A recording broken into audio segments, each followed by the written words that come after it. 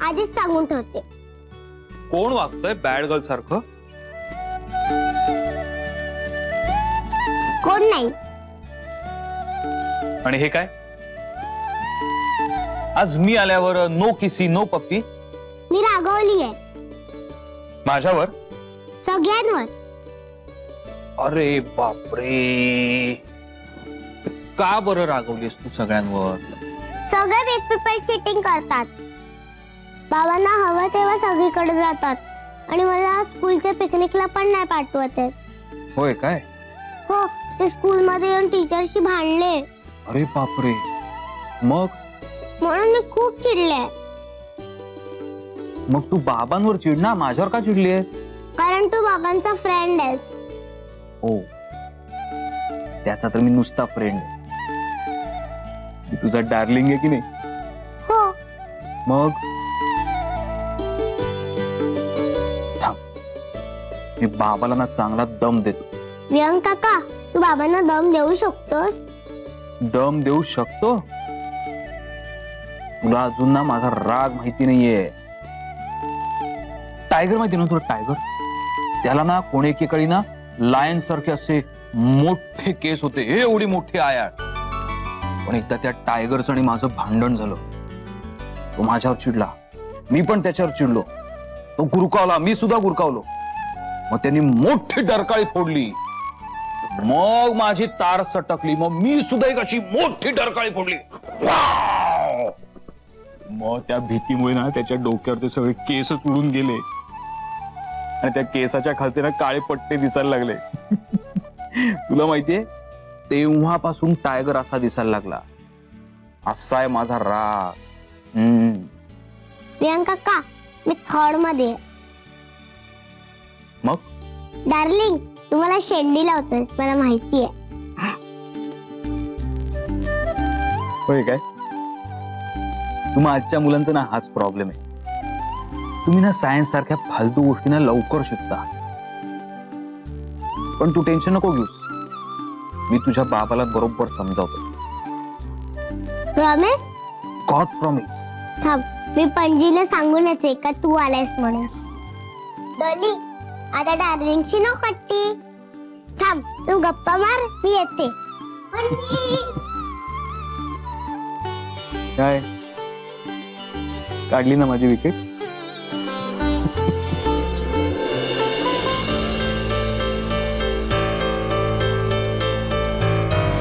चारे काय ग, विचार करतीस का काय? मला बी असतात माझे विचार। लिपस्टिक कोणची लावायची, केस कसे वळवायचे, नकासनी कोणचा रंग चोपडायचा, हेच विचार नव। तुला ना माझी किंमतच नाही। जरा विश्वास दाखवला असस ना तेव्हा तर शिकून दागदार झाली असती। होय ग माझी बायटी, मला ठाव हाय, माझ्या पोरी एवढी हुशार पोरगी जगात सापडायची नाही बघ। पण 4 वेळेला मेट्रिकला गच्चकलीस म्हणून लोकांनी उगाच बोबाटा केला बघ। कॉलेजला गेली असती ना तर दाखवली असती माझी हुशारी। होय ग माझी कुकुल बाळते। ते जाऊ दे, झालं ते झालं। तू मला सांग, आता तू कसला विचार करीत होतीस? आहे, आर्या शुभ्राबद्दल विचारित होती।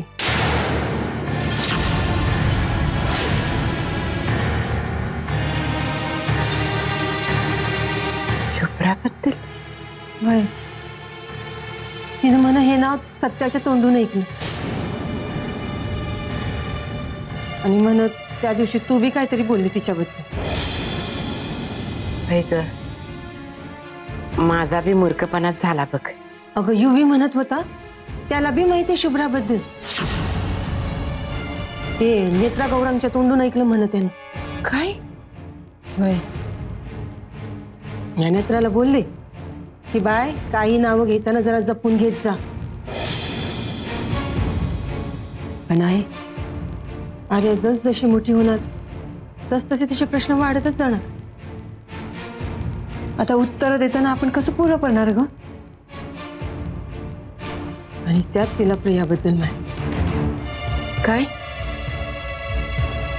प्रियाबद्दल काय? नाही म्हणजे प्रियाबद्दल काय सांगायचं हा सवालच आहे ना व? नाजूक कळ हाय खरी, पण त्यावर भी एक उपाय हाय बघ. कोणता? सत्याने अंगाचं लगीन.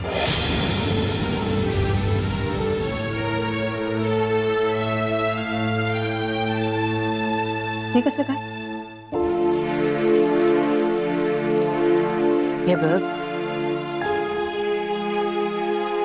आर्याच्या डोसक्यात हे समजे प्रश्न निर्माण होण्याचं मूळ कारण काय? तिची आई तिच्या जवळ नाही. अनघा तिची आई झाल्यानंतर हे समजे प्रश्न तिच्या डोसक्यात येणारच नाहीत. आणि जसजशी ती मोठी व्हायला लागल तस तशा समध्या गोष्टी तिला उमगायला लागतील. म्हणजे आई तिला हे बी कळेल की सत्य तिचा खरा बा नाही म्हणून. आत्तापासून एवढा पुढचा विचार कशापायी करायचा? तिला कळल तेव्हा कळल की माझ्या सत्यानं सख्या बापापेक्षा जास्त माया केली आहे त्या पोरीवर. उद्या तिला कळलं तरी तिचं प्रेम कमी नाही व्हायचं बघ. आई बाकी काही नाही ग, पण सत्याच्या नशिबाची भीती वाटते. अगं ज्या नशिबानं सख्ख टिकू दिलं नाही ते नशीब हे मानलेलं टिकू देईल का ग?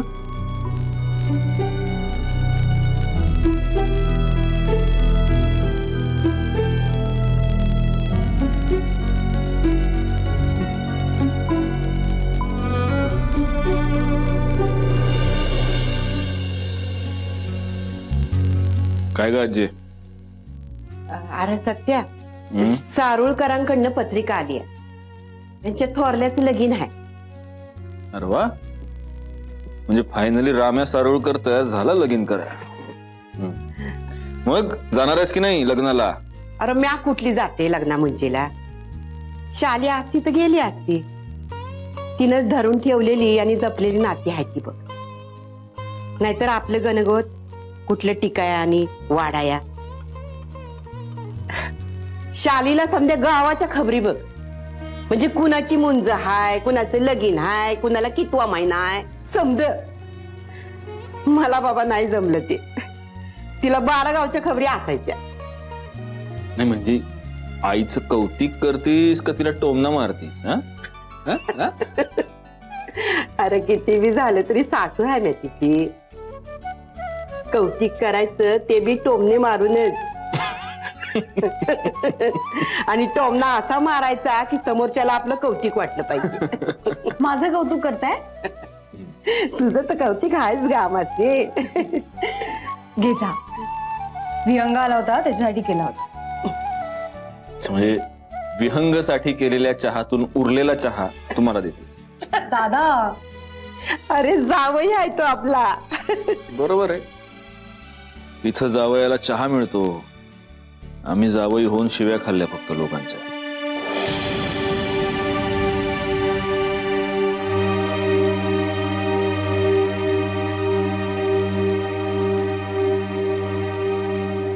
मग सारुळकरांकडे लग्नाला कुणी जायचं? नाही म्हणजे कुणीतरी जायला पाहिजेच ना. आत्याला जाऊ दे मग. ती तर एका पायावर जाईल. नटण्या मुरडण्याचा चानस ती कशाला घालवल? हो ना. आणि तसंही त्यांना आता हा चान्स मिळणार कसा? आपल्याकडे तर काहीच स्कोप नाही ना. स्कोप का नाही? मी तर म्हणतो आत्याचं लग्न लावून टाकूया. हे बघ, इथं बोललास ठीक झालं. असला फाजीलपणा तिच्या समोर करू नगस. फाजीलपणा काय ते सांग ना. फाजीलपणा काय? मी आता म्हणतो आत्याचं आत्ता बी लागू शकतं लग्न. अरे आपल्याकडे ना फार कोत्या नजरेनं बघितलं जातं या सगळ्या गोष्टींकडे. मला एक सांगायचे, लगीन करायचं कशासाठी? सोबत मिळावी म्हणून.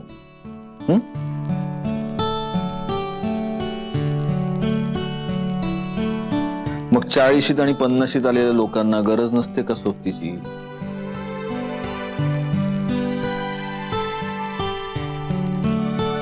माझं तर म्हणणं त्यांना जास्त गरज असते. आम्ही लंडनला असताना आमच्या एका प्रोफेसरनं वयाच्या 63व्या वर्षी लगीन केलं. बायको 50शीतली होती. दोघांची नातवंड बी आली होती लग्नाला. त्या दोघांच्या आयुष्याची संध्याकाळ किती सुखात गेली असेल. मी तर म्हणतो आत्या तयार असेल ना तर मी आज बी तिचं लगीन लावायला तयार आहे. दे ना. सावं झालंय जाळ्यात, लवकर घाला घाम. काय काय काय? अरे माझ्या सोन्या राजा, तू आता जी अक्कल पाजळलीस नव ती तुला बी लागू पडती.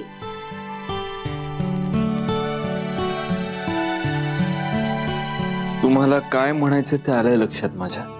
येतो बाय. कुठे चालला तू? कुठे चालला? माझ्या प्रश्नाचं उत्तर दे. लगीन कवा करणार आहेस?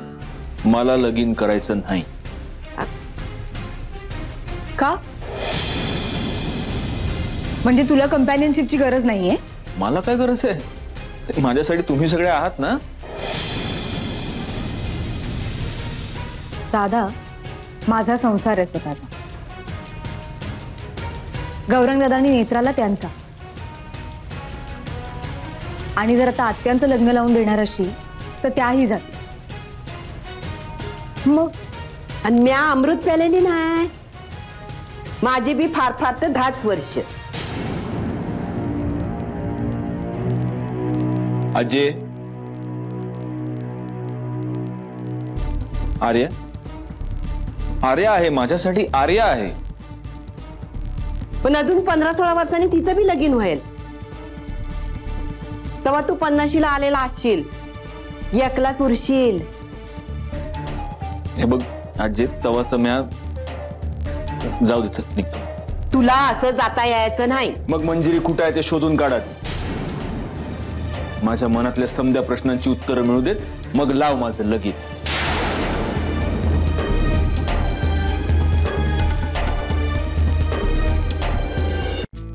आई, आज आमच्या हिस्ट्रीच्या मिस ऍबसेंट होत्या ना, तर मग आम्हाला आज फ्री पिरियड होता आणि मग सगळे मस्ती करत होते.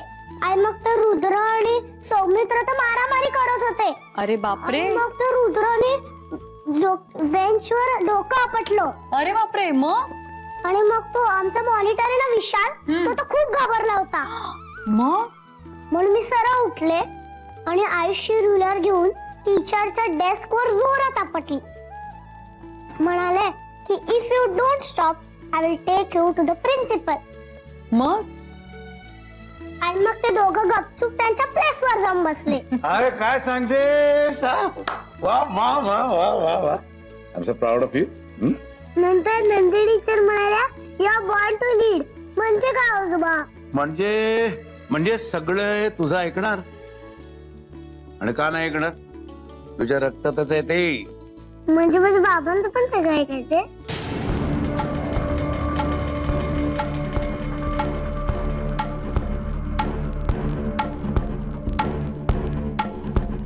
अगं तुझ्या आईचं सगळं ऐकतात की नाही? हा? मग तू पाहिलंस ना तुझ्या कामाच्या ठिकाणी तिचा कसा दरार असतो ते. पानसे काका तर जामच तरकतात आईला. हा. आणि घरी आपण टरकतो तिला. बाबा काय उगाच तिला काही शिकवू नका तुम्ही. काय काय. Long live princess Shubhra. Yes Swapnil काका. हळू, अशाने पडशील एखाद दिवशी. पडले तर स्वप्नील काका कॅच करेल. येस. स्वप्नील काका त्याच्या प्रिन्सेसला पडू कसा देईल? स्वप्नील काका, माझ्यासाठी गंमत काय आणलीस? शुभ्रा, मी किती वेळा सांगितलंय बाळा, लोकांकडे असं काहीच मागायचं नाही म्हणून. स्वप्नील काका लोक थोडी आहे, तो तर स्वप्नील काका आहे. तू शुभ्रा, या जगात तुलाच काय ती माझी किंमत कळली. स्वप्नील, आता तू उगाच तिला हँडल देऊ नकोस हा. काय वाडेकर, या वेलकम. काय आमचा मित्र काय म्हणतो अशोक? मजेत. आता नागपूरवरूनच येतोय. ये संत्रा बर्फी. संत्रा बर्फी, पण त्याआधी चला डायनिंग टेबलवर बसून खाऊया. आणि उरली तर आई आणि आजोबांना. हा उरली तर हा चला. बघितलं ना बाबा, केवढी ढमाली झालीये ती. आणि स्वप्नील आला ना की जास्त चेव चढतो आम्हाला. तो आमचे वेगवेगळे लाड पुरवतो ना, मग काय एकदम वेगळीच होऊन जाते ती. आणि तरी सुद्धा तू त्याचा विचार करत नाही अजून.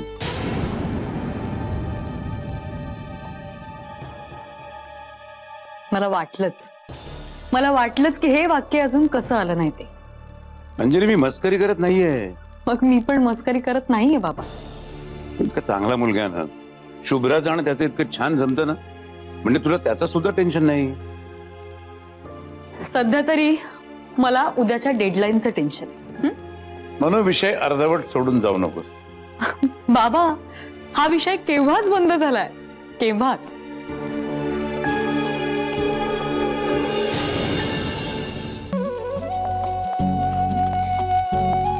विचार मामामकर, मग तुला मम्मा शॉपिंगला घेऊन जाणार. मला नको मामा, मला नूडल्स पाहिजे. संध्याकाळी करू नूडल्स. युवी, असं का फेकतोय जेवण? ए बेडी मम्मा, माझी मम्मा अशी रडत नाही. माझी मम्मा अशी थप्पाक पण मारते. युवी नको ना मारू. काय चाललंय? आत्या, हा बघ ना मला मारतोय. मी नाही मारलं. लायर लायर पॅन्ट ऑन फायर. अरे करते चोऱ्या. आत्या, युवी, तू का मारलंस तिला? मामा आहे ना ती तुझी, मग मामाशी असं वागतात? नाही, पण मम्मा सारखं कुठे करते. माझी मम्मा तर सोडून काढून म्हणते. अरे वा, मामा काय लाड करत नाही तुझे? कधी कधी करते. मग चला पटकन तिला सॉरी बोलून टाका बरं. सॉरी बोलले तर खायला देशील? अरे मी तुमच्यासाठी नूडल्स करून ठेवलेत बाहेर. चला रे खाऊया. चला पळा. बापरे, काय चाललंय यांचा धिंगाणा? भातुकली खेळत होते आर्या मामा आणि युवराज तिचा द्वाड मुलगा. ते आलंच.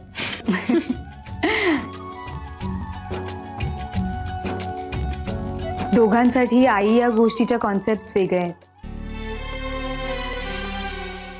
युवीसाठी आई म्हणजे सतत ओरडणारी, मारणारी, आणि आर्यासाठी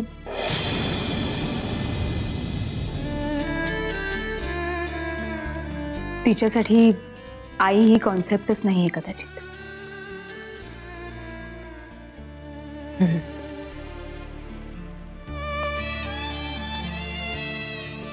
आता जोपर्यंत कोणी मनावर घेत नाही तोपर्यंत आई काय असते हे कसं कळेल तिला?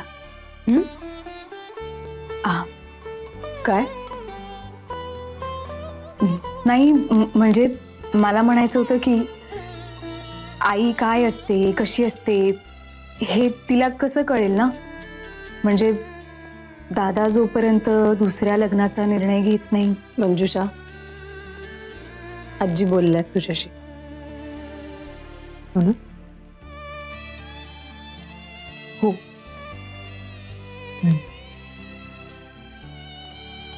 अनाघाताई, काय ठरवलंय तुम्ही?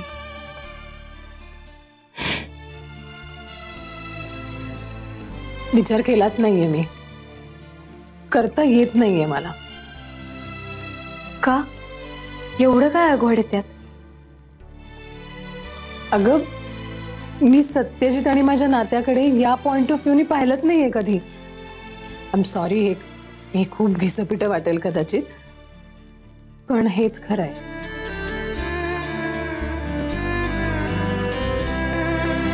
तोच पॉइंट ऑफ व्ह्यू बदलतो. नाही, तितकं सोपं नाही आहे ते. अगं, जेव्हा मी आणि सत्यजित पहिल्यांदा भेटलो ना, तेव्हा मीच कम्प्लिटली कावरीबावरी होते. सर्व्हायव्हलचा प्रश्न होता ना, त्यामुळे इतर कशाचा विचार करायलाच वेळ नव्हता मला. मग मंजिरी भेटली, त्यांचा त्यावेळचा सुखी संसार बघितला आणि झटक्यात सत्यजितच्या नात्याला, सत्यजितला एक लेबल लावून टाकलं मी, चांगला मित्र.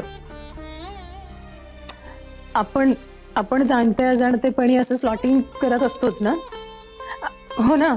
आणि मग त्या नात्याच्या मर्यादे पलीकडे आपण त्या नात्याचा विचार करत नाही. मग आम्ही मित्र म्हणून जास्त जवळ आलो. मला कळलं हे की मंजिरी आमच्या नात्याबद्दल तितकीशी कम्फर्टेबल नाहीये. मग त्यानंतरच्या सगळ्या घटना, सगळी स्थित्यंतर, त्याच्यामध्ये एकच गोष्ट कायम राहिली, ती म्हणजे माझ्या आणि सत्यजितच्या नात्यावर लागलेलं मैत्रीचं लेबल, म्हणजे आमची मैत्री.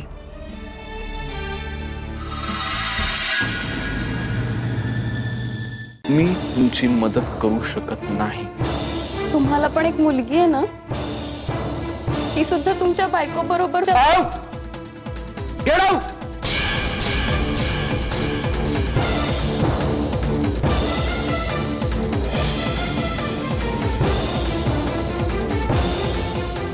मी सुद्धा कुणाची तरी मुलगी आहे सत्यजित. होईल, जाणीव होईल कधीतरी.